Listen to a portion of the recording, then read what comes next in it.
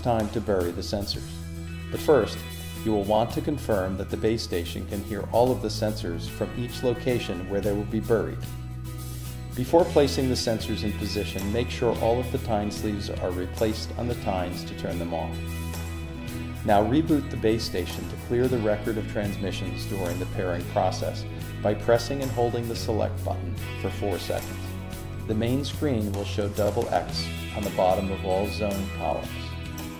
Now place the sensors on the ground next to the whisker markers and remove the tine sleeves.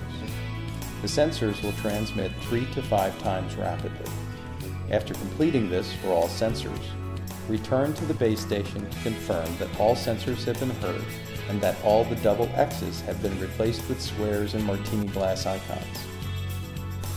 If a sensor is not heard, consider moving it within the zone at a better angle or closer to the base station where it might be heard and repeat the process.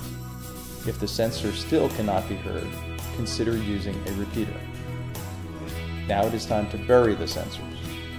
For the best wireless performance, sensors should be oriented at a 90-degree angle to the base station. Dig a hole about 4 to 5 inches deep.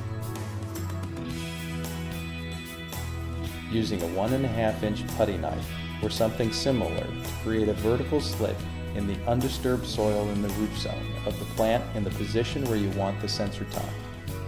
Insert the sensor tine into the slit, making sure not to place pressure on the tine to avoid damage. Remove soil from the hole for conducting the soil test later.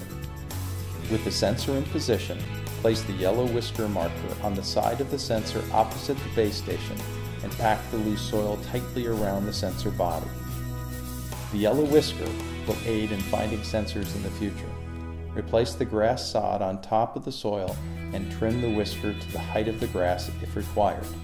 Lawn mowers will also trim the whiskers to the correct height.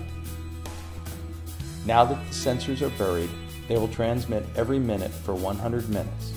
Return to the base station and once again reboot the system to reset the transmission history. Now wait for a few minutes to confirm that all of the sensors can be heard by the base station and that all of the double X's have turned into squares and martini glasses. If any sensors are not heard, consider repositioning or using a repeater. Once you confirm all sensors can communicate from their buried positions, take 2 measurements from permanent structures like sprinkler heads, valve boxes, light posts, and walkways to triangulate their position so they can be found in the future.